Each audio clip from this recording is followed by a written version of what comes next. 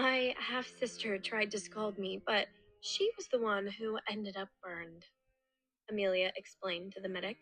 She still couldn't believe that Sophie had emerged as Charles's new girlfriend and got jealous enough from one conversation to spill hot coffee on her chest. What kind of person does she think I am? I wouldn't have shown up in a stunning dress to flirt with Charles if I knew he was her boyfriend. Using the word boyfriend to describe Charles's relationship with Sophie nearly made Amelia gag. The medic completed her work on Amelia's wounds. Her voice was calm and soothing.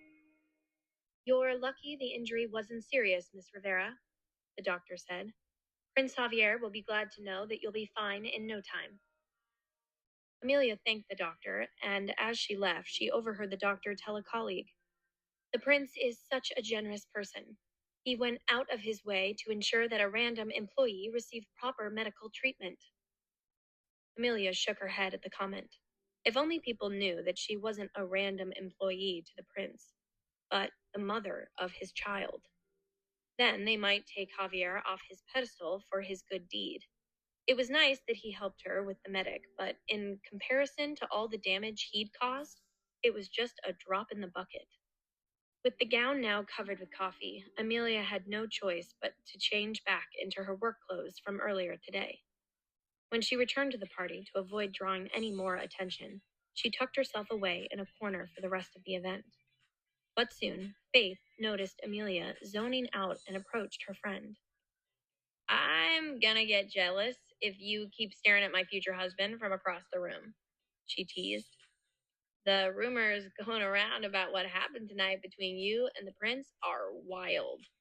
Is it true he essentially ran an ice cube down your chest?" "That's a rumor that's going around?" Amelia was mortified by the thought. "It was literally nothing. I just got lucky that Javier, Prince Calderon, was around to see what happened." Faith's grin disappeared from her face.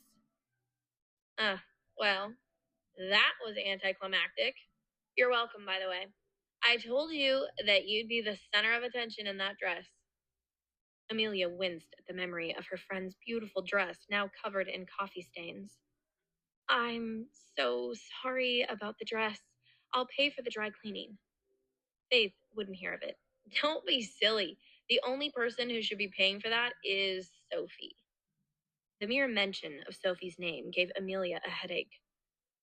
"I'm actually hiding here to avoid her and Charles. Faith, when we saw each other at the bar, I swear I felt something between us. But seeing that he's with Sophie, maybe I just imagined it." Faith leaned in closer. "I don't think you imagined it. That man has been stealing glances at you all night." Sadness colored Amelia's eyes. "Thanks. But there's officially no chance of me ever getting back with him now that he's dating Sophie." After witnessing Amelia strut into the gala feeling so confident, seeing her defeated like this pissed Faith off on Amelia's behalf. If Charles is willing to date a demon like Sophie, then he's too stupid to deserve to be with you.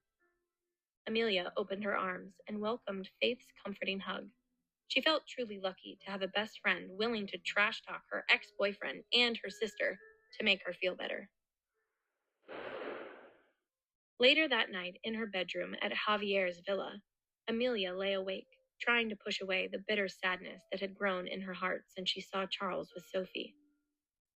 "I can't be mad at Charles when I was the one who pushed him away 6 years ago. I can only blame myself.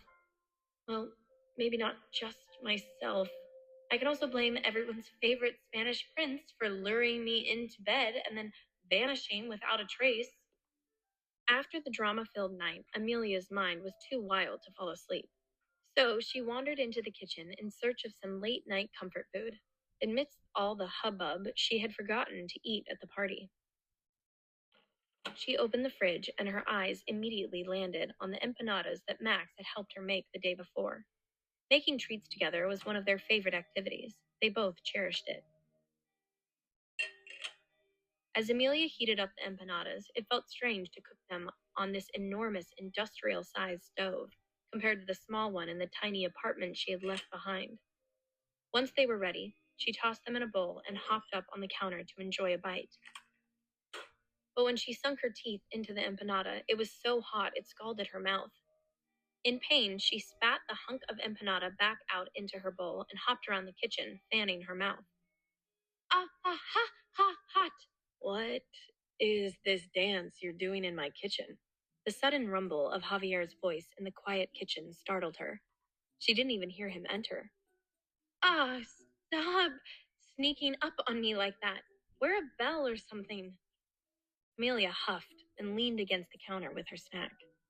Did you manage to scald yourself for the second time in one night? She didn't feel like dignifying his provoking question with an answer. All Amelia wanted was to have a lonely midnight snack and feel sorry for herself while she watched a soapy TV show on her phone. But it seemed she was doomed to run into the devil any time she ventured out into the house late at night. As Javier searched the fridge for a snack, Amelia couldn't help but notice how casually sexy he looked in his robe and pajama pants. Ah, if only that rude mouth wasn't attached to the rest of him. It really sours the overall package. Out of the corner of his eye, he saw Amelia stare at him for a few seconds without saying anything. At this point, he was getting used to her complete disregard for social norms. He looked like a lost pup as he rummaged through containers of chopped carrots and cucumbers in the fridge. She saw him scowl every time he came across one of the healthy options his nutritionalist instructed his staff to make. She smirked at his obvious disdain. Want some empanada? She offered, breaking the silence. But Javier didn't even bother to look at her when he gave a dismissive, eh. Taken aback by his coldness, she rolled her eyes. I was just trying to be nice since you helped me get my burns treated today, she said. But apparently the empanadas Max and I made aren't fancy enough for a prince. He sighed, hearing the sass in her voice, then reached out for the bowl. Max made these? She pulled it back. Sorry, the offer is now rescinded, she teased. If you can't appreciate the home-cooked pastry that our son helped me make with love, then you don't deserve to know how good they taste. She grabbed an empanada from the bowl and made a show of taking a big bite with exaggerated satisfaction. Mmm, what a perfect midnight snack. Javier's stomach suddenly growled. It seemed Amelia wasn't the only one who forgot to eat at tonight's event. Do you have to chew so loudly? What kind of manners are you teaching our son? Amelia grinned and made her chewing even louder at his expense. Just then, Javier snatched the bowl from her hands and shoved a big piece of an empanada into his mouth. Javier closed his eyes to savor the delicious flavors. Amelia's marketing was not an exaggeration. He hadn't enjoyed food like this in a long time. Talk about bad manners. Give that back. She snatched her plate back as he chewed with a proud smirk on his face.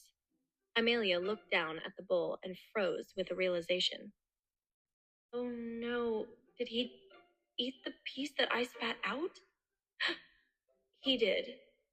Recalling his misophobia, she felt bad about this snafu that was bound to send a germaphobe like him into a panic. She considered not telling him so he could enjoy his snack in ignorant bliss, but seeing that smug look still plastered on his face, she decided to share the news. Javier, do you remember that piece of empanada that I spit out when I burned my mouth? Yeah, I think it's now in your mouth. Javier's face darkened, and his brow furrowed into a glare. Amelia rolled her eyes and held her hand up to his mouth. Here, spit it out. He looked down at her hand, wanting to spit it out, but couldn't decide which was the more disgusting option, to keep her germs in his mouth or see his chewed up food in someone else's hand. Amelia got closer with her hand cupped under his mouth and coaxed him like she would with Max. Come on, you can do it. Spit it out. She was so close that his senses were overtaken by her soft, warm scent of vanilla and citrus. It reminded him of the night they spent together. She smelled just as sweet then, exactly like this. Lost in that thought, he forgot what he was fretting about and swallowed the empanada without thinking. The second it happened, they both froze at the realization of what he had done.